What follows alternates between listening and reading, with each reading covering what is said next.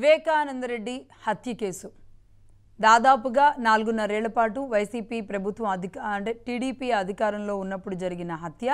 ఆ తర్వాత వైసీపీ అధికారంలోకి వచ్చిన తర్వాత ముఖ్యంగా జగన్మోహన్ రెడ్డి గారి స్వయాన బాబాయ్ కాబట్టి, సొంత బాబాయ్ కాబట్టి, వారి కుటుంబాన్ని పులివెందుల్లో రక్షిస్తున్నది వివేకానందరెడ్డి గారే కాబట్టి త్వరితగతిన అంటే మొట్టమొదటి కేసు అదే అవుతుంది, ఛేదించడం అదే అవుతుంది అని అందరూ భావించారు. కానీ దానికి విరుద్ధంగా ఏ విధంగా సాగింది ఈ వివేకానంద హత్య కేసులో తన కుమార్తె సునీతారెడ్డితో పాటుగా షర్మిల గారి మద్దతుతో ఆ కుటుంబంలోని మహిళలు ఎలా బయటకు వచ్చి కోట్ల చుట్టూ లేదంటే ఢిల్లీ చుట్టూ తిరిగారో అందరూ చూశారు.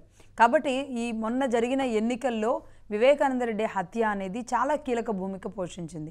మేబీ కడప పులివెందుల రెండు పార్టీల పరంగా అంటే గెలుపోటముల మధ్య గెలవకపోవచ్చు కానీ రాష్ట్రం మొత్తాన్ని మాత్రం చాలా పెద్ద ఎత్తున ప్రభావితం చేసింది. ముఖ్యంగా పులివెందుల్లో ఎక్కడ ఎవరిని అడిగినా సరే ఎవరు చంపారు అనే విషయం అందరికీ తెలుసు అనేది ఇన్నేళ్ల పాటు ఇంతకాలం పాటు మాట్లాడుకున్నారు. ఆఖరికి ఇక వివేకానంద కుమార్తె సునీతారెడ్డి అలాగే తన భర్త రాజశేఖర రెడ్డి మీద కూడా కేసు నెపం మార్చడానికి సజ్జల లాంటి వాళ్ళే, సజ్జల రామకృష్ణారెడ్డి గారు లాంటి వాళ్ళే స్వయంగా ప్రెస్ మీట్లు పెట్టి మాట్లాడారు అంటే ఇది ఏ స్థాయికి వెళ్ళిపోయింది, రాష్ట్ర ప్రజలు దీన్ని ఎలా అర్థం చేసుకున్నారు అందరం చూసాం. అయితే ఒక్కొక్క సమస్యని ఈ 5 ఏళ్ల పాటు మూలన పడ్డ సమస్యలు, రాష్ట్రాన్ని అతలాకుతలం చేసిన సమస్యలు, రాష్ట్రంలో భయభ్రాంతులకు గురి చేసిన సమస్యలు ఏవైతే ఉన్నాయో వీటన్నింటినీ ఒక్కొక్క ముడి విప్పుకుంటూ ఈరోజు చంద్రబాబు నాయుడు గారు కూటమి ప్రభుత్వం అడుగులు ముందుకు వేస్తుంది.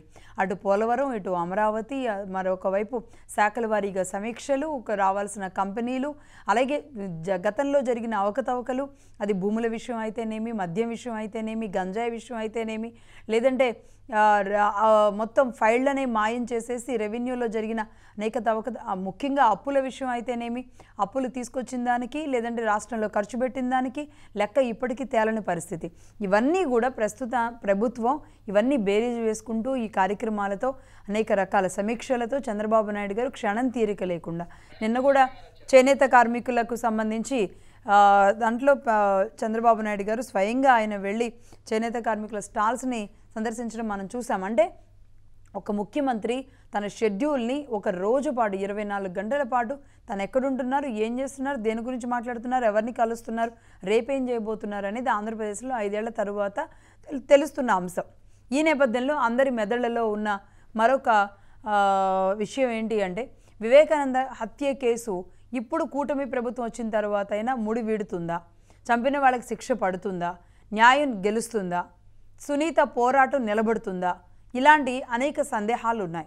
దీనికి చెక్ పెడుతూ సునీత గారు స్వయంగా ఇప్పటి ప్రభుత్వాన్ని నిన్న కలవడం, హోంమంత్రి అనిత గారితో సునీత గారు కలవడం, జరిగిన పరిస్థితుల్ని వివరించడం, ఆవిడ హోంమంత్రి అనిత గారు కూడా అంతే ఆప్యాయంగా వివేకానంద కుమార్తెని ఎంతైనా వైఎస్ఆర్ తమ్ముడు కుమార్తెని ఆప్యాయంగా ఆవిడ పలకరించడం అనిత గారు కూడా మనం చూసాం.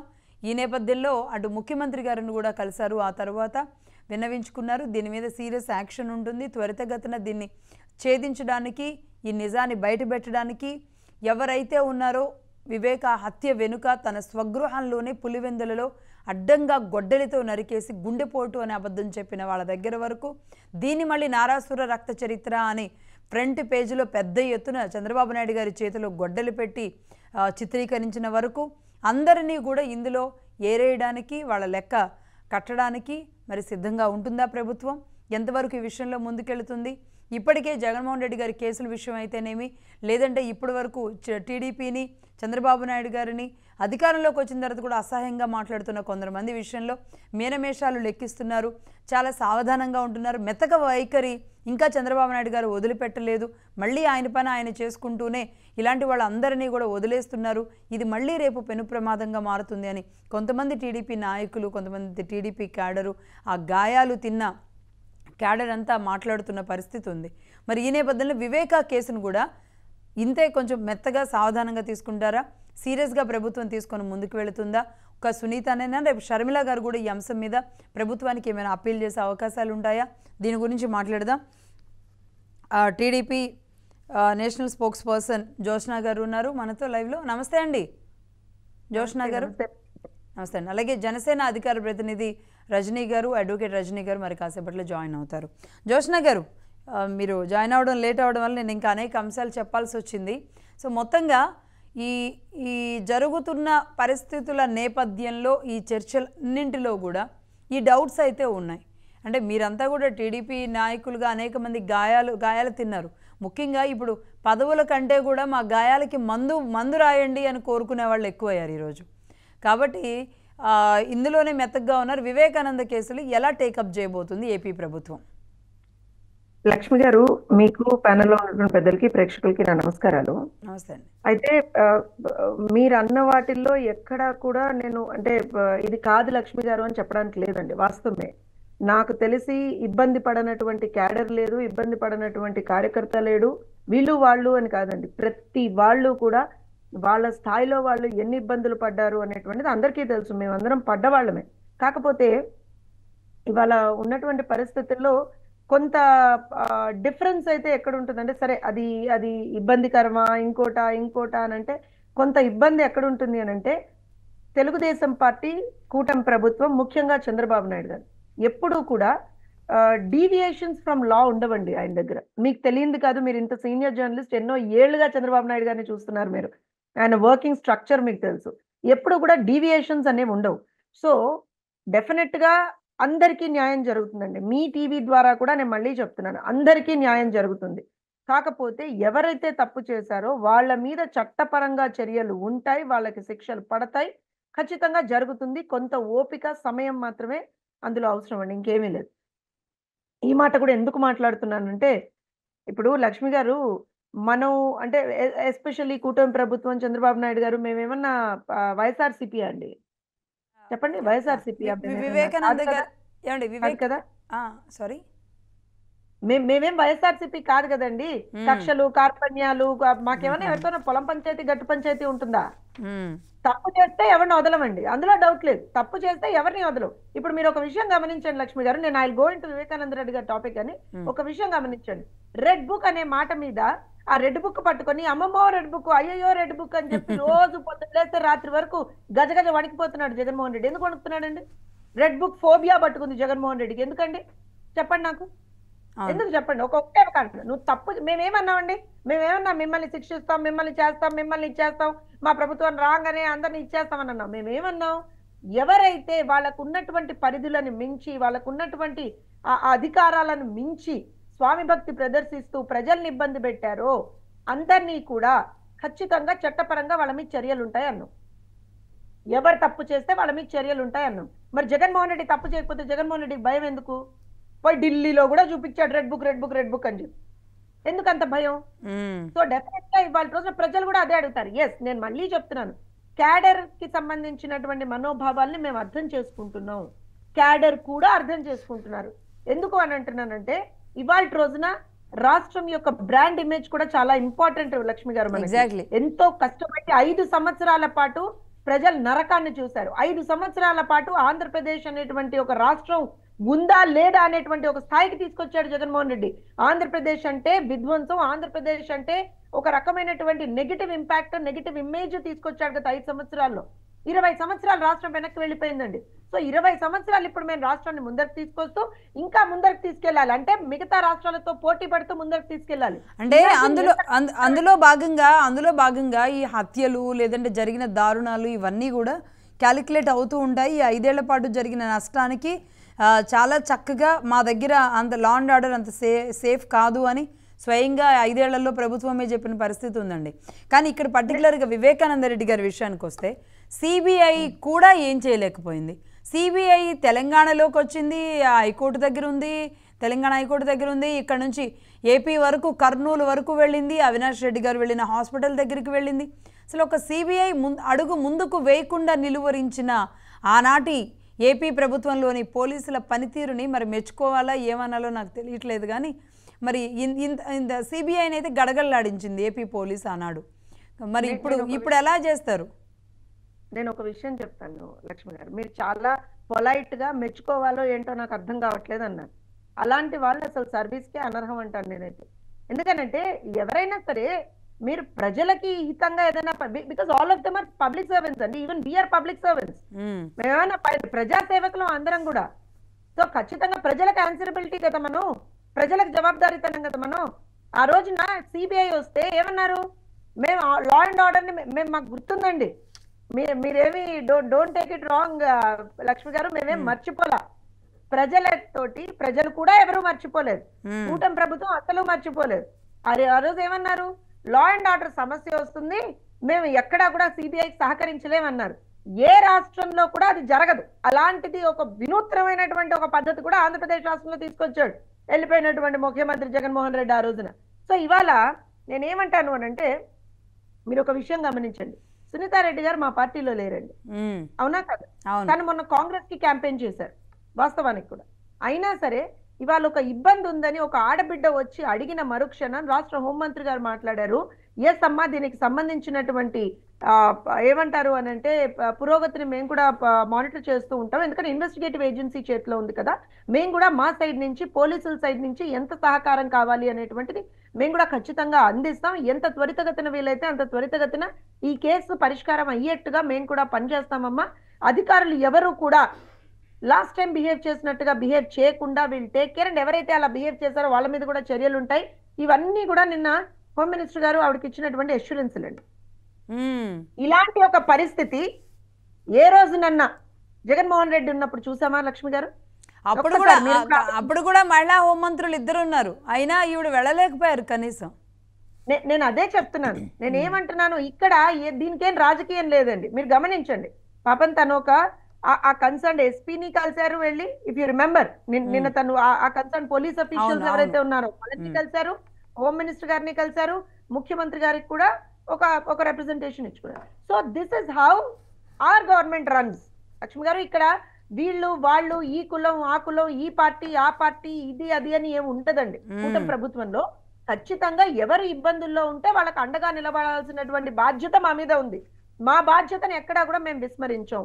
రేపు పొద్దున నేను I can assure you one thing Lakshmi garu, ఎందుకంటే అది డెఫినెట్ గా ఇన్వెస్టిగేటివ్ ఏజెన్సీ చేతిలో ఉంది కాబట్టి ఒక్కటి మాత్రం నేనేం చెప్తాను అని అంటే, రాష్ట్ర ప్రభుత్వం నుంచి ఏ విధమైనటువంటి ఒక సపోర్ట్ కావాలో అసిస్టెన్స్ కావాలో ఖచ్చితంగా రాష్ట్ర ప్రభుత్వం నుంచి ఇస్తాము. ఒక ఆడబిడ్డ చేసేటువంటి ఒక పోరాటానికి మా సహాయ సహకారాలు అన్ని విధాలుగా ఉంటాయి.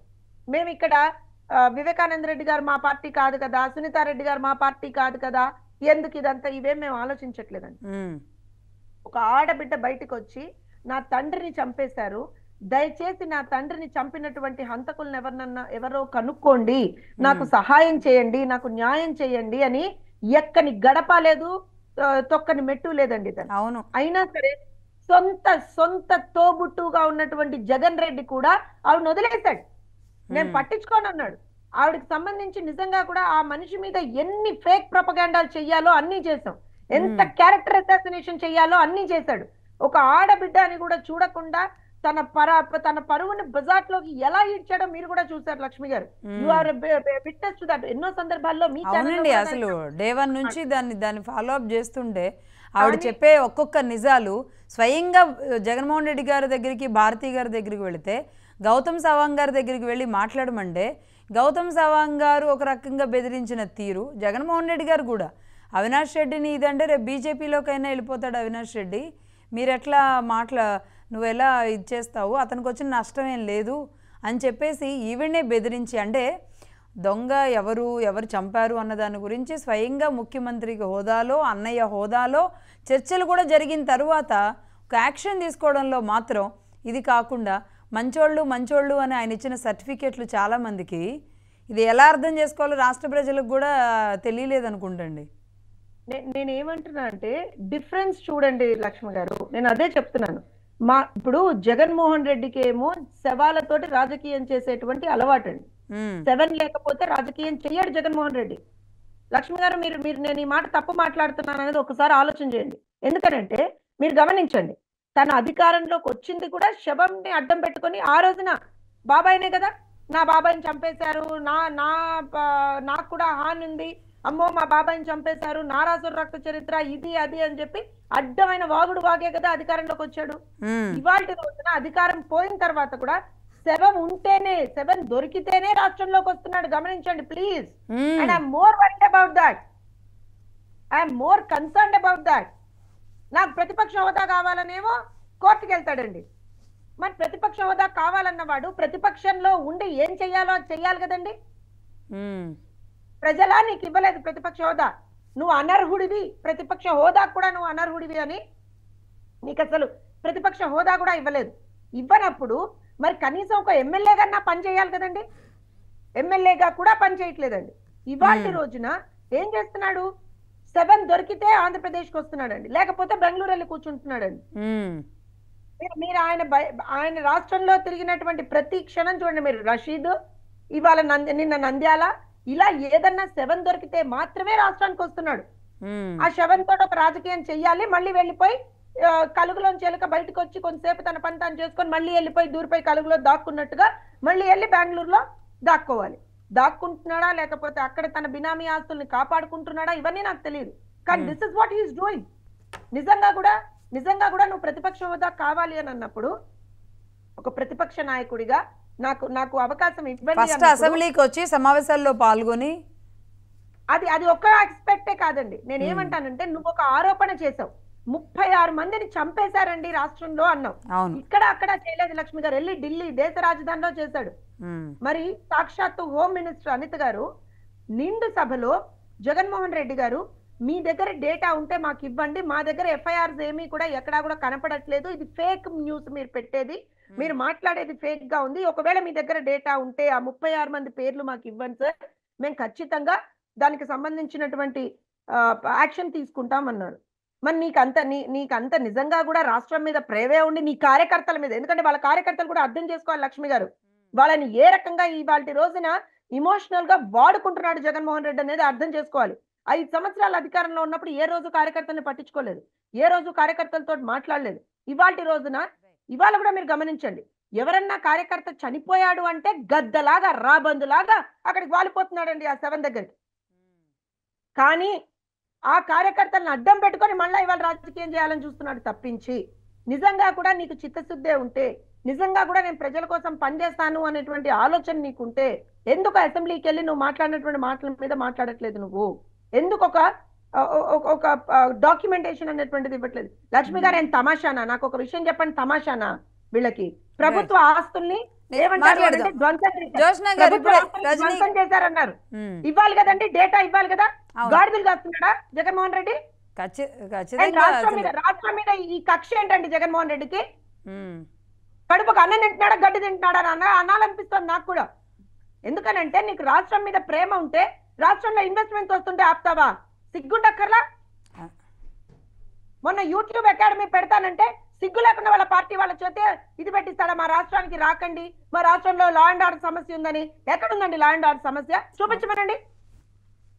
ఫేక్ మనిషి, ఫేక్ మాటలు, ఫేక్ ప్రొపగాండాలు. అంటే గంజాయి ఇప్పటికిప్పుడే వచ్చింది కాదు, కక్షలు కార్పణ్యాలు ఇవాళే పుట్టినవి కాదు, అవన్నీ వస్తున్న కేసుల్ని, జరుగుతున్న ఇన్సిడెంట్స్ని ఢిల్లీ దాకా వెళ్ళి చెప్పడం అంటే ఇదే. కానీ అదే జగన్మోహన్ రెడ్డి గారి సొంత బాబాయ్ చనిపోతే 5 ఏళ్ల పాటు ఆయన ఎందుకు పట్టించుకోలేదు అన్న క్వశ్చన్ కూడా మరి రైజ్ అవుతుంది. ఇప్పుడు రజనీ గారు జాయిన్ అయ్యారు, అడ్వకేటు, జనసేన అధికార ప్రతినిధి. రజనీ గారు నమస్తే మేడం. నమస్తే రజనీ గారు. ఎట్లా సునీత గారు మొత్తానికి ఒక ఆశతో, కొండంత ధైర్యంతో ఆవిడ ఈరోజు స్వయంగా హోంమంత్రి దగ్గరికి, ఒక ముఖ్యమంత్రి దగ్గరికి కెమెరాలన్నీ ఉండగా ధైర్యంగా వెళ్ళి తన తండ్రి విషయాన్ని చెప్పారు. ఈ 5 ఏళ్ల పాటు ఢిల్లీకి వెళ్ళారు, తెలంగాణ కోర్టుకి కేసు మార్పించుకున్నారు. ఎన్ని చేసినా ఆవిడ జగన్మోహన్ రెడ్డి గారిని కెమెరాల ముందు కలవడానికి కానీ, లేదంటే హోంమంత్రులు కలవడానికి కానీ, ఆ పార్టీలో ఉన్న ఎవరో ఒకరికి అభ్యర్థన చేసుకోవడానికి కానీ 5 ఏళ్ల పాటు స్వయాన ముఖ్యమంత్రి గారి చెల్లయ్యుండి కూడా వెళ్ళలేకపోయారు.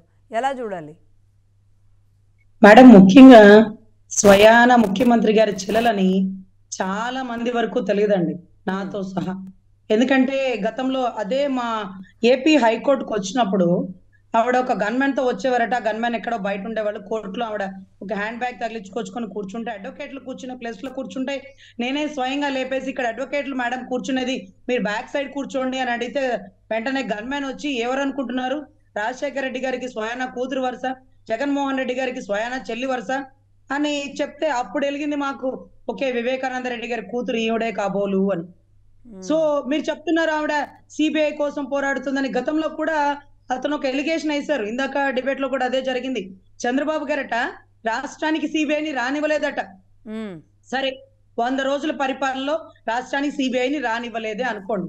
సిబిఐ చంద్రబాబు గారు చెప్తే ఆగిపోతుందా? సిబిఐ ఆగదు కదా. సెంట్రల్ బ్యూరో ఆఫ్ ఇన్వెస్టిగేషన్ కి అన్ని రాష్ట్రాల మీద ఒకే రకమైన పట్టు ఉంటుంది కదా.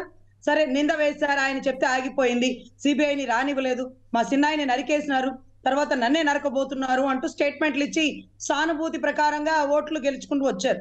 కానీ 100 రోజులు అయిపోయింది, ఈయనే స్వయాన ముఖ్యమంత్రి అయ్యాడు, సొంత చిన్నాయన సరిపోయినారు, సొంత చెల్లి లాంటి బిడ్డకి న్యాయం చేయాలి కదా. మరి అదే సిబిఐని ఎందుకు పిలవలేదు? గొడ్డలిపోటుని స్వయంగా చూసిన సిఐ శంకరయ్య గారు దాన్ని గుండెపోటుగా మారిస్తే అతన్ని సస్పెండ్ చేశారు గత ప్రభుత్వంలో చంద్రబాబు గారు. కానీ ఈయన మాత్రం ఆయనకి ప్రమోషన్ ఇచ్చి సిఐ నుంచి డిఎస్పీ క్యాడర్కి పెట్టారు. సో ఇదే జరుగుతున్న పరిస్థితుల్లో ఈ రోజుకి ఆ చెల్లి స్వయాన తన అన్న ఒక ముఖ్యమంత్రి అయినప్పటికీ భయభ్రాంతులకు గురై కనీసం ఆంధ్ర రాష్ట్రంలో కేసుని కూడా ఒక అడుగు ముందుకు పోనివ్వడు. ఇక్కడ ఎగ్జిక్యూటివ్ అంతా ఆయన చేతుల్లో ఉంది, లెజిస్లేటరీ అండర్ కంట్రోల్ చేస్తుంది. నాకున్న నమ్మకం ఒక్క జ్యుడిషియరీ, అది కూడా ఆంధ్ర రాష్ట్ర హైకోర్టుల మీద నమ్మకాలే లేవంటూ తెలంగాణ కోర్టులకు వెళ్ళిన పరిస్థితికి ఎందుకు వచ్చిందండి? ఈ రోజు నాకైతే ఒక డౌట్ ఉండేది, ఎప్పుడు 43,000 కోట్లు స్కాములు చేశాడు అంటే అది గత 2019లో జరగలేదు, 2018లో జరగలేదు, 10 సంవత్సరాల నుంచి నానుస్తున్నారు. 10 సంవత్సరాల నుంచి నానుస్తున్నారని ఈ రోజు జస్టిస్ సంజయ్ ఖన్నా గారు షాక్ అయ్యారట. 10-11 ఏళ్ళు అయిపోతుంది ఈ కేసును ఇంకా కూడా సాగదీస్తున్నారేంటి, డే టు డే విచారణ పెట్టించండి, త్వరితగతిన పూర్తి చేయండి అన్నారట. ఈ 5 ఏళ్ళు అంటే జగన్మోహన్ రెడ్డి గారి పరిపాలన ఉంది కాబట్టి తప్పించుకున్నారు. గత ప్రభుత్వంలో చంద్రబాబు గారి పరిపాలన ఉంది. సిబిఐ అడుగడుగున ఇన్వెస్టిగేషన్ అంటే శుక్రవారం పాదయాత్ర మధ్యలో బ్రేకుల్లో అటెండ్ అవుతున్నారు, అప్పుడు కూడా చర్య తీసుకోలేదు. అందరూ రాష్ట్ర ప్రజలు అడుగుతున్నారు, ఈ రోజు సెంట్రల్ ఆయనకి ఎప్పుడు అండదండగా ఉండేమోనండి, 10 ఏళ్ల నుంచి కూడా ఆయన ఎప్పుడు ఇబ్బంది పెట్టలా, ఇప్పుడు కూడా ఇబ్బంది పెట్టదేమోనండి అన్నారు. లేదండి, కూటమి ప్రభుత్వం ఫామ్ అయింది, ఏదైతే సెంట్రల్ బీజేపీ గాని జనసేన గాని టీడీపీ గాని ముగ్గురు కలిసి చేసే ఈ ప్రయాణంలో ఎక్కడ అవినీతికి తావు ఉండదు, ఎక్కడైనా ట్రాన్స్పరెంట్ గా పరిపాలన జరుగుతుంది అనే ఒక విధి విధానాలు నడుస్తాయండి అని చెప్పాం. కానీ వాళ్ళ రోజు మీరు చూసారు, సునీతమ్మని కలవడం, అంటే అనిత గారిని కలవడం జరిగింది. సునీత గారు ఇది దేనికండి? సునీత గారు అంటే అనిత గారు ఏం చేయగలుగుతారు? ఇది సిబిఐ దగ్గర వెళ్ళిపోయింది కదా అంటే అనిత గారు ఒక అద్భుతమైన పనిని చేయగలుగుతారండి. గతంలో విశ్వభారతి హాస్పిటల్ గేట్ బయట ఒక నోటీస్ ఇవ్వడానికి సిబిఐ వారిని లోపలికి, హాస్పిటల్ లోపలికి కూడా రానివ్వలేని పరిస్థితుల్లో అక్కడ కర్నూలు వీధి రౌడీలు గస్తీ కాసి విపరీతమైన ఎండాకాలంలో కూరలు పెట్టుకొని, షాంపెనలు వేసుకొని, పందిర్లు కట్టుకొని అక్కడే గస్తీ కాశారు. సిబిఐని లోపలికి రానివ్వల. అవినాష్ రెడ్డి గారు అరెస్ట్ చేస్తారేమో, లా అండ్ ఆర్డర్ ని మీకు కంట్రోల్ చేయలేమంటూ కర్నూలు ఎస్పీ చేతులు ఎత్తేశారు. ఇప్పుడు అనితమ్మ చెప్తుంది, అమ్మా ఎనీ టైం అరెస్ట్ ఉండొచ్చు అనే వార్త మాకు అందుతుంది, ఎప్పుడు అరెస్ట్ అయినా రాష్ట్రంలో ఏ విధ్వంసం లేకుండా లా అండ్ ఆర్డర్ నేను కంట్రోల్ చేస్తాను, మీకే ఇబ్బంది లేదు. ఖచ్చితంగా అవినీతి పరుడు లేకపోతే మీ నాయన సాగు కారణమైన వారు వారి ఎవరైనా రజనీ గారు యాజ్ పర్ అంటే ఈ విచారణ ఇవన్నీ ఏవైతే ఉన్నాయో దాని ప్రకారం ఇప్పుడు మళ్ళీ సిబిఐ ఎంటర్ అయ్యి మళ్ళీ ఇప్పుడు తెలంగాణలో మళ్ళీ కోర్టు విచారణకు వచ్చి ఆ సమయంలో ఎవరి మీద అనుమానం ఉందో వాళ్ళని అరెస్ట్ చేయాల్సి వస్తే అప్పుడు ఏపీ పోలీస్ సపోర్ట్ ఇస్తుండొచ్చా, లేదంటే అసలు ఇది ఎలా ఉంటుంది? ఇప్పుడు ఏపీ గవర్నమెంట్ దీన్ని ఎలా ఇనిషియేట్ తీసుకోవాలి? ముఖ్యంగా వివేకానంద రెడ్డి గారి కేసులో జరిగిన ఘట్టం, A8 అవినాష్ రెడ్డి గారు, A7 భాస్కర్ రెడ్డి గారు, ఇవన్నీ జరుగుతున్నాయి మేడం.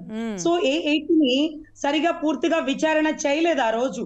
అప్పట్లో తెలంగాణ హైకోర్టు బెయిల్ ఇచ్చినప్పుడు సుప్రీంకోర్టు చెప్పింది, అసలు ఎందుకని సిబిఐ విచారణలో తెలంగాణ హైకోర్టు అంత అచ్చుచాహ చూపిస్తుంది, తన పనిని తనని ఎందుకు చేసుకొనివ్వకుండా సిబిఐకి అడుగడుగున ఆటంకపరుస్తుంది, ఎందుకు బెయిల్ ఇస్తుంది, విచారణకి వస్తే బాగుండేది కదా, ఇంకా విషయాలు బయటకు వచ్చేది కదా అంటే ఈ రోజు కూడా అవినాష్ రెడ్డి గారు ఏ టైంకి కాల్ చేశారు, అది ఎవరికి కాల్ చేశారు అంటే భారతమ్మ గారి పిఏకి కాల్ చేశారా, పిఏ గారు భారతమ్మ గారికి ఆ టైంలో తలుపు తట్టి నిద్రపోతున్న భారతమ్మ గారికి ఫోన్ ఇచ్చారా, భారతమ్మ గారు కింద మేనిఫెస్టో రూపొందిస్తూ మీటింగ్ లో బిజీగా ఉన్న జగన్ రెడ్డి గారిని పైకి పిలిచి ఫోన్ ఇచ్చారా?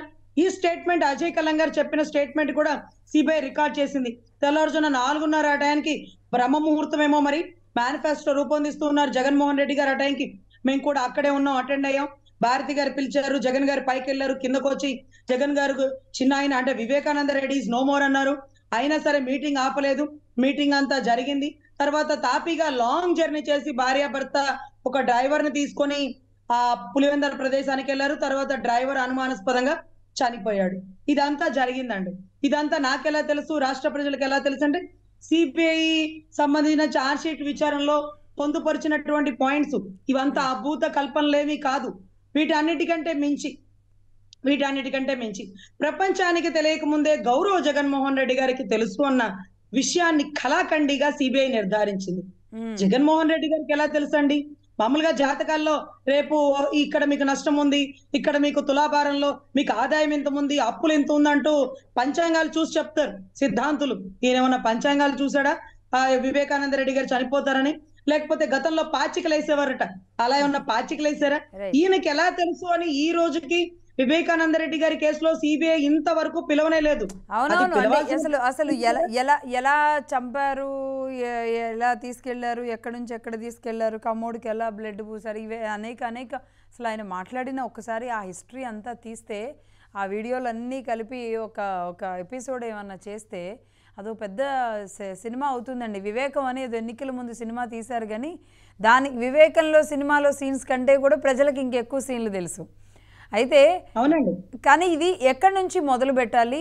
దీంట్లో ఆ ఇనిషియేషన్ సిబిఐకి ఇవ్వాలా? ఇస్తే కనుక ఇదేమైనా అంటే ఒక గవర్నమెంట్ మళ్ళీ ఆనాడు ఏ మాటకు ఆ మాట అంటే జ్యోత్స్నా గారికి తెలియాలి, సిబిఐని నిజంగానే ఏదో కేసుల విషయంలోనో ఇబ్బంది పెడుతున్నారోనో, అప్పుడు బీజేపీతో ఉన్న వైరంతోనో ఏదో జరగబోతుందన్న భయంతో మరి చంద్రబాబు నాయుడు గారు ఎందుకన్నారో కానీ సిబిఐ వద్దన్నారు జ్యోత్స్నా గారు.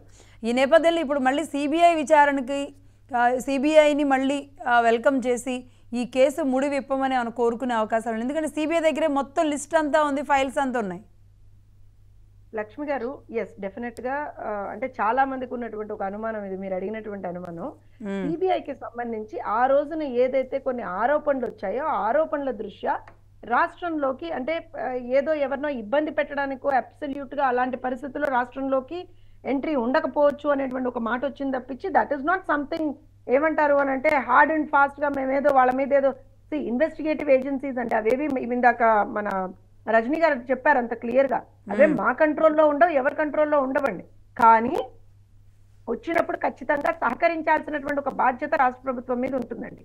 ఆ బాధ్యత ఏదైతే ఉంటుందో దాన్ని మేము నిజంగా కూడా అప్పుడు ఒక మాట అనాల్సినటువంటి పరిస్థితి వచ్చింది కాబట్టి అన్నాను తప్పించి అక్కడ ఎక్కడా కూడా వి వర్ నాట్ అంటే మేము ఏ రోజున కూడా సహకరించలేదు అనేటువంటి మాట ఏ రోజు సిబిఐ కూడా చెప్పలేదు. ఇది మనందరం అర్థం చేసుకోవాలి. ఇక్కడ ఇంకో విషయం ఏంటి అని అంటే, నేను ఇందాక స్టార్టింగ్ లోనే చెప్పాను లక్ష్మి గారు, కొంత ఇబ్బందికరమైనటువంటి పరిస్థితి అయినప్పటికీ కూడా we go by the book, we go by the rule of the law. So definite గా ఇవాళ రోజున సిబిఐ లాంటి ఏజెన్సీ వచ్చి ఇక్కడ ఒక నిందితుడిని ఒక క్రిమినల్ ని మేము పట్టుకుంటాము, మేము మనం విచారణ చేస్తాము అని అంటే మేము ఎందుకు సహకరించకుండా ఉండమండి? Then we go by the books. If we go by the books definitely we have to support, అంతే కదా. ఇక్కడ జగన్మోహన్ రెడ్డో వైఎస్ఆర్సీపీఓ అవినాష్ రెడ్డో ఇంకో XYZ కాదు, ఇంకా I don't want to talk in another language, కానీ ఎవరైనా సరే సమ్ XYZ ఎవరిని నిలబెట్టినా అతని మీద కేసులు ఉన్నాయి, మేము వచ్చి విచారిస్తామనంటే ఖచ్చితంగా రాష్ట్ర ప్రభుత్వంగా సహకరించాల్సినటువంటి బాధ్యత మా మీద ఉంటుంది, సహకరిస్తాం. ముఖ్యంగా వైఎస్ వివేకానంద రెడ్డి గారి హత్యకి సంబంధించి ఏ విధంగా గత 5 సంవత్సరాల్లో కంప్లీట్ గా అంటే ఆ ఇన్వెస్టిగేషన్ అనేది ముందరికి వెళ్లకుండా రాష్ట్ర ప్రభుత్వం అన్ని రకాలుగా అప్పుడు ఉన్నటువంటి రాష్ట్ర ప్రభుత్వం అన్ని రకాలుగా ఒక ఇన్ఫ్లుయెన్స్ చేసిందండి. దాన్ని ఖచ్చితంగా ఇప్పుడు మిటిగేట్ చేయాల్సినటువంటి ఒక అవసరం ఉంది. ఎందుకంటే ఇప్పుడు మీరు ఆలోచన చేయండి, ఒక్కొక్క రాష్ట్ర ప్రభుత్వం నుంచి అధికారులు ఇప్పుడు పోలీస్ అఫీషియల్స్ వాళ్ళంతటి వాళ్ళు మాట్లాడరు కదండి, ఎవరి నుంచో ఇన్స్ట్రక్షన్ లేనిది. ఏమన్నారు? సింపుల్ గా రాష్ట్రంలో లా అండ్ ఆర్డర్ సమస్య వస్తుందన్నారు. ఇవాళ అనిత గారు ఏమంటున్నారు? చట్టం తన పని తాను చేసుకుపోతుంది, ఎక్కడా కూడా లా అండ్ ఆర్డర్ సమస్య రాకుండా నేను చూసుకుంటాను, రాష్ట్ర హోంమంత్రిగా నేను చూసుకుంటాను. నిజంగా కూడా ఎంత కాన్ఫిడెన్స్ తో చెప్పిన మాట. ఇలా జగన్మోహన్ రెడ్డి హయాంలో ఉన్నటువంటి 2 మహిళా మంత్రులు ఏ రోజున మాట్లాడారు? అనిత గారు నిన్న సునీత గారితో మాట్లాడే ఆ తీరు అది చూస్తే అంటే నిజంగా ఎన్ని బాధలు పడిన మహిళ అండి ఈరోజు సునీతారెడ్డి గారు. ఎంతమంది దగ్గర నుంచి ఎలాంటి అసాసినేషన్, ఆవిడ ఎలాంటి ఇబ్బందులు, బయటికి రాని ఒక మంచి డాక్టరు ఆవిడ వచ్చి అన్ని అంటే ప్రొఫెసర్ కూడా, ఆవిడ టీచింగ్ ఫీల్డ్లో కూడా ఉన్నారు, మెడికల్ టీచింగ్ ఫీల్డ్. అలాంటి ఆవిడ మొత్తం వీడియోలు ప్లే చేసి జరిగింది ఇది అని నెత్తి నోరు మొత్తుకున్నారు కదా. లక్ష్మి గారు, నేను ఒక విషయం చెప్తానండి. ఒక్కొక్క నానుడు ఉంటుంది, కంటే కూతుర్నే కనాలి అని. సునీత గారి విషయం చూసిన తర్వాత నిజంగా నాకు అది నిజం అనిపించింది. ఎందుకనంటే సరే, party is a part, politics a part. ఒక ఆడబిడ్డ బయటికి వచ్చి నా తండ్రిని చంపేశారు, నా తండ్రిని ఎవడు చంపాడో వాడిని పట్టుకోవాలి, నాకు న్యాయం జరిగేంత వరకు, నా తండ్రి హంతకుడిని పట్టుకునేంత వరకు నేను విశ్రమించను, న్యాయం జరిగేంత వరకు పోరాడుతాను అంది. రోడ్ల మీదకి వచ్చి పోరాడుతుండండి. అవును, మనందరం నిజంగా ఈ ప్యానెల్లో అందరం మహిళలు ఉన్నాం. నిజంగా నాకు ఒక్కొక్కసారి ఆవిడని చూస్తే చాలా గర్వం అనిపిస్తుందండి. ఇంత స్ట్రాంగ్ ఫైట్ ఇస్తున్నారు. మీరు గమనించండి, వ్యవస్థల్ని మేనేజ్ చేసినటువంటి ఒక దుర్మార్గుడు తన అన్న ముఖ్యమంత్రిగా ఉన్నప్పుడు తన ప్రాణాలకి ముప్పుండింది, అన్ని ఉన్నా సరే ఏ రోజున వెనక్కి తగ్గకుండా పోరాటం చేస్తూనే ఉన్నారు. అల్లు పెరగని పోరాటం. ఎందుకంటే షర్మిల గారు వీళ్ళు కూడా, రజనీ గారు, షర్మిల గారు వాళ్ళు కూడా చివరి దశలో సపోర్ట్ వచ్చారు. జోష్నా గారు అన్నట్టుగా విజయమ్మ గారు మాట్లాడలేదు. ఆ కుటుంబంలో అందరూ బంధువర్గమే కదా. సుబ్బారెడ్డి గారు బంధువే అవుతారు, లేదంటే అక్కడ శ్రీకాంత్ రెడ్డి గారు బంధువే అవుతారు, అలానే రవీంద్రనాథ్ రెడ్డి గారు బంధువే అవుతారు. వీళ్ళందరూ బంధువులు ఉన్నారు. ముఖ్యంగా పులివెందుల్లో, కడపలో మరి అన్ని వైసీపీ సీట్లు వచ్చినాయి. వివేకానంద రెడ్డి గారి ద్వారా లబ్ధి పొందిన అనేక మంది రాజకీయ నాయకులు ఆ పార్టీలో ఉన్నారు.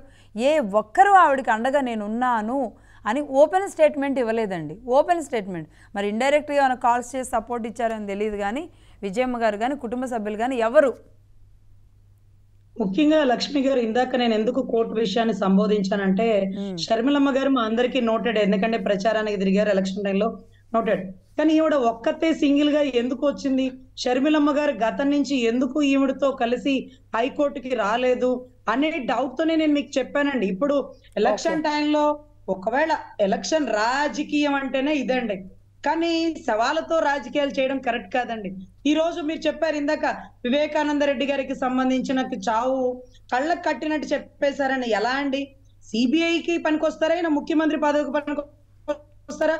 నాకైతే అర్థం కల. సిబిఐకి కూడా 3-4 సంవత్సరాలు విచారణ చేసి, ఇదిగో బాత్రూమ్ నుంచి ఇలాగ లాక్కొచ్చారు, గొడ్డలి పోట్లు తల మీద వేస్తే పుర్రె చీలింది, దాన్ని కుట్లేసి ఏదైతే పాపం భారతి గారు వాళ్ళ నాయన గారి హాస్పిటల్లో ట్రీట్మెంట్ ఇచ్చారు, చనిపోయిన శవానికి కుట్లేసి కట్లు కట్టి తీసుకొచ్చారు. మొత్తం ఆయన వచ్చేటప్పటికి లాంగ్ జర్నీ అన్నాను కదండి, అరౌండ్ ఒక 4-5-6 అవర్స్ అయిపోతుందేమో. బాడీ అంతా ప్యాక్ చేసేసి, పెర్ఫ్యూమ్ చల్లేసి, పూలేసేసి, దండలు కప్పెట్టిన ఆ డెడ్ బాడీని చూసి, మా చిన్న ఆయన ఎలా నరికినారో తెలుసా, గొడ్డలు పోట్లు వేసినారు తల మీద, బాత్రూమ్ నుంచి లాక్కొచ్చినారు, ఇంత కిరాతకంగా చంపుతాడా ఏ చంద్రబాబు అంటూ సవాల్ ఇసిరితే ఇలా ఎలా చెప్తున్నాడు? ఇవన్నీ జరిగినాయని అప్పట్లో మాకు తెలియదండి. కానీ కళ్ళకు కట్టినట్టుగా ఎలా చెప్పారు అంటే, మా పిల్లలకి ఎప్పుడైనా చెప్తుంటాం, మీరు ఏదైనా చదువుకుంటే గుర్తుండదు, ఆ దృశ్యాన్ని మీరు చూస్తే గుర్తొస్తుంది అంటాం. అంటే ఇప్పుడు సపోజ్ చార్మినార్ గురించి బొమ్మల్లో వేస్తే గుర్తు రాదండి, ఆ చార్మినార్ దగ్గర తీసుకెళ్ళి ఒక్కసారి చూపించామనుకోండి, పిల్లలకి ఈజీగా ఐడెంటిఫికేషన్ అవుతుంది. తాజ్ మహల్ కానీ చార్మినార్ కానీ ఇవన్నీ అంతే. అలాగే ఆయనకి ఎవరో చెప్తే వినింది కాదండి, కళ్ళతో చూసాడేమో అనేంతగా మాకు అనిపించింది. తర్వాత 3-4 సంవత్సరాలు ఇన్వెస్టిగేషన్ అయ్యాక జగన్మోహన్ రెడ్డి గారి ఫోనో, మళ్ళీ భారతి గారి ఫోనో, మరి వారికి పిఏ గారి ఫోనో, whatever it may be, ఇంకా సిబిఐ వారు తేల్చలా, వాట్సాప్ కాల్ యాక్టివేషన్ లో ఉంది. అవినాష్ రెడ్డి గారి ఫోన్ కి సంబంధించిన గూగుల్ టేక్అవుట్ లొకేషన్ లో సునీల్ యాదవ్ గారు అక్కడే ఉన్నారు, భాస్కర్ రెడ్డి గారి ఇంట్లోనే వీళ్ళందరూ ఉన్నారు. ఆ మర్డర్ కి జరిగిన తక్కువ టైంలో వీళ్ళందరూ అక్కడ ఎలా ఉన్నారు, కుక్ ఎలా చనిపోయింది, రంగయ్యకి ఎలా తెలిసింది, వివేకానంద రెడ్డి గారి పిఏ గారు పొద్దున్నే సాక్షి పేపర్ చదవాల్సిన వ్యక్తి ఆంధ్రజ్యోతి, ఆంధ్రప్రభ పేపర్లు ఎందుకు చదువుతున్నారు, శంకరయ్య గారు కళ్ళ ముందు గొడ్డలిపోటుని గుండెపోటు ఎందుకు చెప్పారు, విజయసాయి రెడ్డి గారు ఎందుకు ప్రెస్ మీట్ ఇచ్చారు, ఇవన్నీ వెలుగులోకి రావాలంటే ముందు ఇమ్మీడియట్ గా A8ని అవినాష్ రెడ్డి గారిని కస్టడీలోకి తీసుకొని ఇప్పుడు నిజాలు బయటకు కక్కించి, ఆ ఏదైతే 9-10 భార్య భర్త అవుతారా లేకపోతే ఇంకెవరైనా అవుతారో మాకు తెలియదండి, సతీ సమేతంగా ఇదే విచారణకి రావాల్సి ఉంటది, విషయాలు వెలుగులోకి తీసుకురావాల్సి ఉంటది. సునీతమ్మ గారి పోరాటం కూడా మీరు గమనిస్తే వారి నాన్నగారి చావు గురించి కాదండి, ఆవిడ పుట్టిన కడప తిరుపతికి తొలి గడప. కడప అంటే ఒక చదువులకి పుట్టినిల్లు అవ్వాల్సిన కడప, విద్యా సంస్థల్లో పారిశ్రామిక రంగాల్లో ఎదగాల్సిన కడప ఈ రోజు నేరగాళ్ళకి పుట్టినిల్లు అయిపోతుంది. హత్య రాజకీయాల్ని పెంచి పోషిస్తుంది. ఇది ఒక మా నాన్నగారి కోసం చేస్తున్న పోరాటం కాదు. హత్య రాజకీయాల గల కారణమైన వ్యక్తుల్ని మీరు రాజకీయాల్లో పెంచి పోషిస్తున్నారు. ఇలాంటి వాడు రాజకీయంలో ఉండడానికి వీల్లేదు. నా అన్నకి ఓటు ఇవ్వండి అంటూ ఎంత ధైర్యంగా చెప్పిందండి ఆడబిడ్డ. ఢిల్లీ స్థాయికి వెళ్ళి ప్రొజెక్టర్ లో మొత్తం అంతా ప్లే చేసి, అయినా సరే పులివెందుల ప్రజలు ఆయన్నే గెలిపించుకున్నారు. అవినాష్ రెడ్డి గారినే గెలిపించుకున్నారు.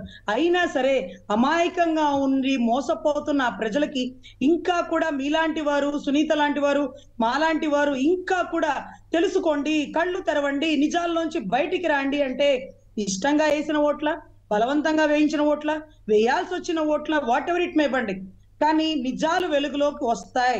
ఇవాళ కాకపోతే రేపు వస్తాయి అంటే ఎన్ని నాళ్ళు ఎదురు చూడాలండి? ఈ రోజు భువనేశ్వరమ్మ గారు గాని, తల్లి భువనేశ్వరమ్మ గారిని అవమానించిన వ్యక్తి అసెంబ్లీలో అడుగు పెట్టలేదనేది ఎంత నాంది అయిందో, ఈ రోజు సునీతమ్మ గారి కన్నీటికి కారణమైన వ్యక్తి ఇంకా అదే అసెంబ్లీలో ప్రమాణ స్వీకారం చేస్తుంటే రాష్ట్ర ప్రజలు సమాధానం చెప్పాలి. దయవుంచి ఒక ఆడబిడ్డ తన తండ్రి కోసం కాదు, అయిపోయింది తన తండ్రి చావు, చనిపోయిన తండ్రి వెలుగులోకి రాడు, అన్నతో పోరాడలేడు, అయినా సరే ప్రాణాలకు తెగించి ఎందుకు పోరాడుతుందంటే కడప హత్య రాజకీయాల్ని పెంచి పోషించకూడదు, అది తిరుపతికి తొలి గడప, విద్యా సంస్థల్లో పెంచండి అంటూ ఈ రోజు ఆ బిడ్డ ఆవేదన ఎంతో మందికి స్ఫూర్తిదాయకం అండి. 100% నా తండ్రి కోసం కాదు అంటూ ఎన్నో మార్లు చెప్పిన విషయాలు మాకు తెలుసండి. సో ఖచ్చితంగా సిబిఐ రావాలి, ఈ విషయాలన్నీ వెలుగులోకి తీసుకురావాలి, మళ్ళీ ఏ8ని కస్టడీలోకి తీసుకోవాలి, లా అండ్ ఆర్డర్ ని అనితమ్మ గారు కంట్రోల్ చేయగలుగుతారు, అదేమి ఇబ్బంది లేదు. ఎవరు ఏమి బస్సులు తగలబెట్టి లేకపోతే కుంపట్లు పెట్టే కార్యక్రమాలు ఏవి ఉండవండి. అందరూ సపోర్ట్ చేస్తారని మేము భావిస్తున్నాం. అవునండి. కానీ జోష్న గారు ఒకసారి కంక్లూడ్ చేయండి మీరు ఈ విషయంలో. రజనీ గారు అన్నట్టుగా పులివెందుల అందరికీ తెలుసు అనేది మొదటి నుంచి అందరూ మాట్లాడుకున్నారు. కడప విషయంలో కూడా ఖచ్చితంగా అంటే షర్మిల గారు కొంగు చాచి సునీత గారు కూడా వెంటుండి ఆ ఆడపిల్లలు ఇద్దరు అంటే కడపలో నిజంగా అంటే తెలంగాణలో ఎలా ఆడపిల్లలకి అంత ప్రాధాన్యం ఉంటుందో రాయలసీమలో కూడా అంతే ఉంటుందండి. ఈవెన్ మనిషి నరుక్కున్న ఆడవాళ్ళ జోలికి మాత్రం వెళ్ళరు, అది ఒక అనైతికంగా భావిస్తారు, అదొక సిగ్గుచేటుగా కూడా భావిస్తారు. అలాంటి చోట మహిళలు వెళ్ళి కొంగు చాచిని అడిగినా, అంత బాధపడినా, ఏడ్చినా, కోట్ల చుట్టూ తిరుగుతున్నామన్నా ఎందుకు కడప ప్రజలు పట్టించుకోలేదంటారు? దీన్ని ఒకసారి పొలిటికల్ ఆస్పెక్ట్లో చూస్తే. లక్ష్మి గారు, పొలిటికల్ ఆస్పెక్ట్లో చూస్తే ఒకసారి మనం నంబర్ గేమ్లో కూడా చూడాలి. లక్ష్మి గారు 2019లో ఎంత మెజారిటీ తోటి గెలిచాడు, ఇవాళ ఎంత మెజారిటీ తోటి గెలిచాడు ఒకసారి ఆలోచన చేయాలి కదా లక్ష్మి గారు. లక్షల్లో ఉన్న మెజారిటీ వాళ్ళ వేలల్లోకి ఎలా పడిపోయిందంటారు? ప్రజలు నమ్మలేదంటారా? ప్రజలు ఆడబిడ్డలుగా వీళ్ళు చేసినటువంటి అభ్యర్థనని తోసిపుచ్చారంటారా? అలా ఏం లేదే. మీరు గమనించండి. అంటే నేను ఇక్కడ అంటే ప్రజలు వాళ్ళు చేయగలిగినంత చేశారు, కాకపోతే కొంచెం అంటే it's all about number game అన్నట్టుగా కొంత ఇప్పుడు మీరు గమనించండి. ఆ రోజున లక్షల్లో ఉన్న మెజారిటీ ఇవాళ వేలలో 60,000 ఎంతో అండి అవినాష్కి వచ్చినటువంటి మెజారిటీ. ఇవాళ ఒక పార్లమెంట్ కాన్స్టిట్యున్సీలో దాన్ని మీరు మెజారిటీగా అనుకుంటారా లక్ష్మి గారు? ఒకసారి అవునండి, పార్లమెంట్ కాన్స్టిట్యున్సీలో తక్కువే అయినప్పటికీ కూడా అంటే వన్ సైడ్ కాలేకపోయారు కదా, మిగతా ఓడిపోయాడని అక్కడ ఒక విషయం చెప్తానండి. మీరు ఒకటి గమనించాల్సింది ఏంటంటే తెలుగుదేశం పార్టీకి కూడా చాలా బలమైనటువంటి ఒక ఓట్ అనేటువంటిది మొన్న మనం చూసాం. 4 లక్షల పైచిలుకండి, if I'm not wrong. So definite గా ఒక స్ప్లిటింగ్ ఆఫ్ ఓట్స్ జరిగిందండి. ఒకవేళ షర్మిల గారు పోటీ చేయకపోయి ఉంటే, నేను ఈ మాట చాలా ఓపెన్ గా చెప్తానండి, ప్రాబబ్లీ తెలుగుదేశం పార్టీ అక్కడ కూడా గెలిచేదండి. కాకపోతే again that's there right. TDP పోటీ చేయకుండా ఉంటే షర్మిల గారు కూడా గెలిచి ఉండేవాళ్ళు. నేను ఒక విషయం చెప్తాను, డెఫినెట్ గా we take it either ways you take it. కాకపోతే అంటే దాన్ని నేను ఎందుకు అనట్లేదు అంటే మాకు వచ్చినటువంటి ఓటు చూస్తే మీరు ఆల్మోస్ట్ ఎక్కువ ఉంది. సో డెఫినెట్ గా తను ఒక 1.5 lakh కి సంబంధించినటువంటి ఓట్లను తను గార్నర్ చేసుకున్నారు. So that would have been an add on to Telugu Desam party. And ఒక క్రిమినల్ మళ్ళా పార్లమెంట్ లోకి వెళ్లకుండా ఆపగలిగే వాళ్ళేమో అనేటువంటి బాధ అయితే నాకు కూడా ఉందండి. అందులో నేను ఎక్కడా కూడా క్రిమినల్ వెళ్ళాడే అనేటువంటి ఎగ్జాక్ట్లీ మీరు చెప్పిన తర్వాత దీని మీద చాలా పెద్ద క్లారిటీ ఏంటంటే 2019లో జనసేన టీడీపీ విడివిడిగా పోటీ చేస్తే జరిగిన నష్టం మీ ఇద్దరికి ఎలా జరిగిందో, సేమ్ అంటే ఇక్కడ మరి కాంగ్రెస్, టీడీపీ, బీజేపీ కూటమి కాబట్టి ఖచ్చితంగా వేరువేరుగా పోటీ చేయాలి కాబట్టి మీరు కూడా అభ్యర్థిని పెట్టారు. కానీ మీ ఇద్దరిలో ఎవరు గనక అంటే దాన్ని ప్రతిష్టాత్మకంగా తీసుకొని గనక ఉండుంటే ఖచ్చితంగా ఆ సీటు కూడా వచ్చి ఉండేదేమో. ఒక నిమిషం లక్ష్మి గారు, మేము ప్రతి సీట్ ని ప్రతిష్టాత్మకంగానే తీసుకున్నాం. ఈవెన్ ఈ సీట్ ని ప్రతిష్టాత్మకంగానే తీసుకున్నారు. మా భూపేష్ రెడ్డి గారు చాలా బ్రహ్మాండంగా వర్క్ చేశారు. నేను అదే చెప్తున్నాను, vote pattern, vote share of Telugu Desam party, numbers of Telugu Desam party కూడా చాలా హైగా వెళ్ళాయండి ఈసారి. అందులో డౌట్ ఏం లేదు. ఎందుకంటే అక్కడ తెలుగుదేశం పార్టీ అభ్యర్థి ఉన్నారు కాబట్టి చెప్తున్నాను. కూటమిగా మేము అక్కడ ఒక రకంగా చాలా బ్రహ్మాండమైనటువంటి ఓట్లే తెచ్చుకున్నాం. కాకపోతే ఇంకో కొంచెం దట్స్ వాట్, ఒక 60,000 అనుకుంటా అండి అవినాష్కి వచ్చినటువంటి మెజారిటీ. సో డెఫినెట్ గా నాకైతే ఆ విషయంలో అయితే నేను I feel bad, I feel guilty that ప్రజలు మళ్ళీ ఒక క్రిమినల్ అయితే పార్లమెంట్ కి పంపించారు. వాళ్ళు కూడా అనుకుని ఉంటారు వెళ్తాడా వెళ్ళడా అని అనుకుని ఉంటారు. కానీ ఇక ఏమంటారు అంటే దైవలీల అంటారు. ఒక్క నిమిషం లక్ష్మి గారు, నేను మన ఇంత డిస్కషన్ లో మనందరం కూడా సునీత గారికి జరిగిన అన్యాయం, జగన్మోహన్ రెడ్డి ఎలా అన్యాయం చేశాడు, ఇవన్నీ మాట్లాడుతున్నాం.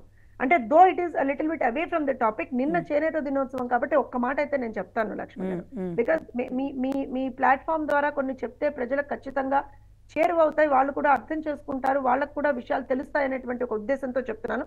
దయచేసి little bit deviation from the topic, but I ask you permission to ఎందుకనంటే ఇవాళ ఈ వర్గం ఆ వర్గం, ఈ కులం ఆ కులం, ఈ మతం ఆ మతం, ఈ పార్టీ ఆ పార్టీ అని లేకుండా ప్రతి ఒక్కళ్ళు జగన్మోహన్ రెడ్డి బాధితులండి. ప్రతి ఒక్కళ్ళు. నిన్న చేనేత దినోత్సవం సందర్భంగా చంద్రబాబు నాయుడు గారు ఒక ప్రోగ్రామ్కి వెళ్ళినప్పుడు నిజంగా నాకు ఎంత ద వే ఆయన చూస్తుంటే ఆయన ఎంత కన్సర్న్ గా ఉన్నారండి ప్రజల కోసం అనిపించింది. చేనేతలకి జగన్మోహన్ రెడ్డి చేసిన దగా ఒక్క నిమిషంలోనే చెప్తాను మీకు. థ్రిఫ్ట్ ఫండ్ ఆపేశాడు, నూలు సబ్సిడీ ఆపేశాడు, జిఎస్టీ భారం వాళ్ళ మీద పడింది, రిబేట్ ఎత్తేసాడు, సొసైటీలకు ఇవ్వాల్సినటువంటి పావలా వడ్డీ ఏవైతే రుణాలు ఉన్నాయో అవి ఆపేశాడు, యాన్ సబ్సిడీ అంటామండి అది ఆపేశాడు. ఇవన్నీ చేనేతలకు ఆయన చేసినటువంటి దగ. నిన్న కేవలం చంద్రబాబు నాయుడు గారు అక్కడికి వెళ్ళి వాళ్ళు ఏదైతే సార్ మాకు ఇలా దగా చేశాడండి, మమ్మల్ని ఇలా రోడ్డున పాడేశాడండి, మీరే ఏదైనా చెయ్యాలి సార్ అని ఒక మాట అడిగితే ఒక్క క్షణంలో అక్కడికక్కడే ఆయన తీసుకున్నటువంటి కొన్ని నిర్ణయాలు చెప్తానండి. కేవలం ఆయన ఒకటే మాట అన్నారు, 70 కోట్ల జిఎస్టీ రీఇంబర్స్మెంట్ నేను ఇస్తానన్నాడు, కూటమి ప్రభుత్వం ఇస్తుందన్నాడు. 97,000 నేతన్నలకి 50 ఏళ్లకే మేము 4,000 పెన్షన్ ఇస్తున్నాం అన్నాడు. స్కిల్ డిజైన్ నేర్పిస్తాం అంటే వాళ్ళ కాళ్ళ మీద వాళ్ళు నిలబడేటట్టుగా లేకుండా ఆరోగ్య బీమా కోసం ఒక 10 కోట్లు ఇస్తామన్నాం. పొదుపు నిధిలో థ్రిఫ్ట్ ఫండ్ లో ఏదైతే రాష్ట్ర వాటా ఉంటుందండి, ఒక 8% ఏదో ఉంది లక్ష్మి గారు, అది దాన్ని 16% పెంచుతూ నిన్న నిర్ణయం తీసుకున్నారు ఆయన. అలానే 200 యూనిట్ల విద్యుత్తు ఉచితంగా ఇస్తున్నాం అన్నాడు. అంటే ఒక అంటే ఏమంటారు అని అంటే ఒక వర్గం వచ్చి సార్ మాకు ఇబ్బందులు జరుగుతున్నాయంటే ఆ రాష్ట్ర ప్రభుత్వంగా ఎలా స్పందించాలో ఇమ్మీడియట్ గా ఆన్ ది స్పాట్ స్పందించినటువంటి వ్యక్తి నారా చంద్రబాబు నాయుడు గారు, స్పందించినటువంటి ప్రభుత్వం కూటమి ప్రభుత్వం. ఈ ఎగ్జాంపుల్ ఎందుకు తీసుకున్నానంటే కొంత చెల్లినే నడి రోడ్డు మీద అమ్మ నా బూతులు తిట్టినటువంటి వాడు ఇవాళ రాష్ట్రంలో ఏ వర్గానికి ఏదో మంచి చేస్తాడని ఎలా అనుకున్నామండి మనం? ఆలోచన చేయండి. సొంత చెల్లినే రోడ్డు మీదకి వచ్చి అన్నా నాకు న్యాయం చెయ్యి, ఈ కాంటాక్ట్స్ లో అదే చెప్తున్నాను, అన్నా నాకు న్యాయం చెయ్యనంటే ఆవిడ మీద ఎంత పర్సనల్ క్యారెక్టర్ అసాసినేషన్ చేశాడో మన అందరం చూసాం. రైట్ అండి, నిజంగా ఇక్కడ ఒక వర్గం వాళ్ళు వచ్చి సార్ మమ్మల్ని ఇలా ఇబ్బంది పెట్టాడు సార్ అంటే అవునా నేను తర్వాత ఆలోచిస్తా తర్వాత మాట్లాడతా కాదు, on the spot this is what we are going to do. అది ప్రభుత్వానికి ప్రజల పట్ల అది కూడా చేనేత దినోత్సవం కాబట్టి అక్కడికక్కడే ఆయన నిన్న తీసుకున్న నిర్ణయం మాత్రం ఆశ్చర్యం కలిగించింది. ఆయన పదే ఓ మాట అంటున్నారు జోష్న గారు, 2004 అంటే 4.0 అంటున్నారేమో, కాదు నేను 1.0నే 95 అని గుర్తు చేస్తున్నారు. అప్పటికి ఇప్పటికీ అంటే పనితీరులో అయితే సేమ్ కనబడుతుందేమో కానీ 95లో కూడా చేయని పని ఆయన నిన్న మరి భువనేశ్వర్ గారికి చీర కొన్నారా లేకపోతే ఆయనకున్న 2 చెల్లెళ్ళకి చీర కొన్నారో తెలియదు కానీ ఈ డిజైన్లు ఉన్నాయా, ఈ డిజైన్ బాగుందా అని చంద్రబాబు నాయుడు గారు నోటంటే వచ్చిన మాటలు మహిళా లోకం అంతా అంటే ఆయన్ని ఒక మిషన్ లాగా పని చేసుకుంటూ వెళ్ళిపోయే మనిషిని చూస్తారు కదండి. అలాంటి ఆయన చీర డిజైన్ అడుగుతుండే. లక్ష్మి గారు ఒక మాట చెప్తాను, మా భువనమ్మ కూడా ఈ మధ్య బాగా ఏమంటారు అంటే సెన్స్ ఆఫ్ హ్యూమర్ బాగా యూజ్ చేస్తున్నారండి. ఒక మీటింగ్ లో భువనమ్మ మా హస్బెండ్ మా ఆయన నాకు ఎప్పుడు కూడా చీర కొని పెట్టలేదు అన్నారు. ఎక్కడో మా సార్కి కూడా ఎక్కడో అది చివుకు అన్నట్టుంది కాబట్టి, ఎందుకంటే పాపం ఐ బిలీవ్ అండి, ఆవిడ ఒక్క చీర ఎప్పుడో తెచ్చారు ఎక్కడికి వెళ్ళినప్పుడు, అది ఇప్పటికీ దాచిపెట్టుకున్నాను. అప్పటి నుంచి ఇప్పటి వరకు ఆయన చేతుల మీద కొనలేదు. మేబీ అదే చెప్తున్నాను ఆ మాట ఎక్కడో మా సార్కి కూడా చివుకు అన్నట్టుంది, ఎందుకు వచ్చిందిలే అని చెప్పి ఓ మాట నిన్న కొన్నట్టున్నారు. ఎనీవేస్ అంటే మీరు చేనేతల గురించి చెప్పారు కాబట్టి నేను ఒకటి చెప్తానండి, కుటుంబం అంటే ఎలా ఉండాలి, కుటుంబం అంటే ఏ విధమైనటువంటి ప్రేమ ఆప్యాయతలు ఉండాలి, ఏ విధంగా మనం కుటుంబంగా ఉండాలి, దాంతో పాటే మనం ఎప్పుడైతే ప్రజా జీవితంలో ఉంటామో ప్రజలకు ఎలా జవాబుదారీతనంతో ఉండాలి అనేటువంటిది నాకు తెలిసి నారా నందమూరి కుటుంబాలను చూస్తే చాలా క్లియర్ గా అర్థమైపోతుంది లక్ష్మి గారు. అండ్ ఎస్పెషల్లీ మీ అయితే నేను చాలా సందర్భాల్లో మీ డిబేట్ లోనే చెప్పాను లక్ష్మి గారు, నాలాంటి వ్యక్తులు ఎంతో మంది చాలా అదృష్టంగా భావిస్తాం ఆ కుటుంబంతో కలిసి పనిచేయడం లాంటిది. ఎందుకంటే ప్రజల పట్ల ఒక జవాబుదారీతనం అనేటువంటిది మాలాంటి వాళ్ళకు కూడా నేర్పిస్తున్నానండి. ఇవాళ ఒక డిబేట్ లో కూర్చుంటే మేమేమీ కూడా ఎక్కడా కూడా పిచ్చి మాటలో ఏ విధమైనటువంటి వల్గర్ కమెంట్స్ చేయమండి, కేవలం సబ్జెక్ట్ మాట్లాడతాను. ఇప్పుడు కూడా నేను ఎందుకు ఈ సబ్జెక్ట్ తీసుకొచ్చానంటే ప్రజలకి తెలియాలి, ఆ వర్గం వాళ్ళకి ఇది చేస్తున్నాము, ప్రభుత్వం మనకు చేసేటువంటి మంచి వాళ్ళకి తెలియాలి, వాళ్ళు దాన్ని యూజ్ చేసుకోవాలి లక్ష్మి గారు. క్లియర్. ఎగ్జాక్ట్లీ. రజనీ గారు మీరేమంటారు? చేనేతల గురించి జోష్న గారు మాట్లాడారు. ముఖ్యంగా ప్రతి ఒక్కళ్ళు అంటే ప్రతి మహిళ అంటే ఆవిడ మాట్లాడారు కాబట్టి చేనేత కుటుంబాలకి మహాన్యూస్ వేదికగా ప్రతి ఒక్క మహిళ నాకు కనీసం 2 చేనేత చీరలు ఉండాలి అని గనక ఫీల్ అయితే, అంటే దానికి మళ్ళీ వేల చీరలు కాదు, నార్మల్ శారీస్ అయినా సరే ఈరోజు అద్భుతంగా ఉంటున్నాయి కట్టుకుంటే కూడా. ఆ పిలుపునిస్తే కూడా చాలా బాగుంటుందండి. అంటే బ్రాండ్ అంబాసిడర్స్గా వీళ్ళని పెట్టుకున్న వాళ్ళని పెట్టుకున్నామా కాదు, కానీ మీలాంటి మహిళా లోకం అంతా మీ పార్టీలో ఇలా అలాంటి పిలుపునిస్తే చాలా బాగుంటుంది. రజనీ గారు. మేడం, ముఖ్యంగా గతంలో మహాత్మా గాంధీ గారు విదేశీ వస్త్ర బహిష్కరణ అంటూ విదేశీ వస్త్రాలని తగలబెట్టి ఖాదీ ఖద్దర్లో లేకపోతే ఇటువంటి చేతితో నేసిన వారికి ఉపాధి కల్పించే ఉద్దేశంతోనే ఆయన ఆ రకంగా చేయడం జరిగింది. అంతకుముందు అసెంబ్లీలో చూసినప్పుడు సోనియా గాంధీ గారు కానీ ఇందిరా గాంధీ గారు కానీ వీళ్ళందరూ కూడా చేనేత వస్త్రాలే ధరించేవాళ్ళు. అంటే చేనేతలని అభివృద్ధి చేయడం అనేది ఒక లెక్క అయితే, ఇది మన దేశపు కల్చర్. ఇది పవన్ కళ్యాణ్ గారు మొదటి నుంచి ఇది విషయంలో ఇనిషియేట్ తీసుకున్నారు. 100% మేడం, 100%. ఆయన ఎప్పుడు మీరు చూస్తారు ఒక మూవీ మొత్తం ఆయన ఖాదీ బట్టలు రోజు బ్లాక్ షర్ట్ వేసుకుంటారు, లేకపోతే ప్రతిసారి సంబంధించిన వైట్ కలర్ పైజుమా మాత్రమే వేసుకుంటారు. అదేంటంటే ఒక బ్రాండ్ అన్నమాట. ఆయన చూసి ఎంతో మంది యువత ఫాలో అవుతుంటారండి. సినిమాల్లో చూసి కొన్ని ఏదైతే అలవాటు చేసుకుంటారో, క్రాఫ్ ఇలా చేసుకోవాలి, హెయిర్ స్టైల్ ఇలా ఉండాలి, లేకపోతే టీ షర్ట్ ఇలా ఉండాలి అంటారో, అదే రకంగా రాజకీయంలో కూడా ఎంతో మందికి ఒక బాట వేయాలి. ఒక ట్రెండ్ ని సెట్ చేయడం కాదు, ఆ ట్రెండ్ ఫాలో అయ్యేలాగా యువతని రెడీ చేయాలి. సో ఆ మోడ్ ఆఫ్ థింకింగ్ నే ఆయన ఎప్పుడు ఒక ఖాదీ ఖద్దర్ యూనిఫామ్ వేస్తారు. మీరు ఇందాక చెప్పారు సాటర్డే సండే ఎలా అయితే సాఫ్ట్వేర్ వాళ్ళకి హాలిడేస్ లాగా, అదే రకంగా వారంలో ఒక రోజు భారతదేశంలో పుట్టి ఉన్నాం కాబట్టి చేనేత వస్త్రం అనేది మనకి ప్రపంచ దేశాల్లో ఎక్కడ భారతదేశానికి సంబంధించిన ఒక ఎగ్జిబిషన్ పెట్టినా ఫస్ట్ మనకి పెట్టేది మహాత్మా గాంధీ గారు ఇలా చేతితో నేసేది. తర్వాత మన సంబంధించినటువంటి సారీస్, సానికి సంబంధించినటువంటి ఇంకొకటి ఎగ్జిబిట్ చదువుతుందండి. సో వాళ్ళే అక్కడ ఎగ్జిబిట్ చేసుకున్నప్పుడు మనం వారంలో ఒక్క రోజు చేనేత వస్త్రాలు ధరించకపోతే అది తప్పనిపిస్తుంది. వారికి ఉపాధి కోల్పోతారు. ఏదైతే డిమాండ్ ఉంటేనే కదా వాళ్ళు సప్లై చేసేది. ఇక్కడ డిమాండ్ లేదు. ఏదైతే చైనా నుంచి వస్తుందా లేకపోతే అమెరికా నుంచి స్టాక్ వస్తుందా, ప్యాటర్న్ ఆఫ్ జీన్స్లు వేస్తారు, స్కర్ట్లు వేస్తారు. అవునండి. సో వారానికి ఒక రోజు చేనేత అనేది ఏమైనా అంటే మేబీ అన్ఎక్స్పెక్టెడ్ గా జోష్న గారు తీసుకొచ్చిన ఈ సబ్జెక్ట్ లో అనేది కనుక తీసుకుంటే నాకు తెలిసి మహిళలు ఎంత కొంటారో కానీ పురుషులే కొనుక్కొని ఇంటికి తీసుకెళ్తారేమో. చిన్న సబ్మిషన్, ఖచ్చితంగా మీరు ఇచ్చినటువంటి ఈ ఆలోచనని కన్సర్న్ మినిస్టర్ గారి దగ్గర పెట్టి ఒక మాట అయితే చెప్పిద్దాం, ఖచ్చితంగా ఒక పిలుపుని ఇప్పిద్దామండి.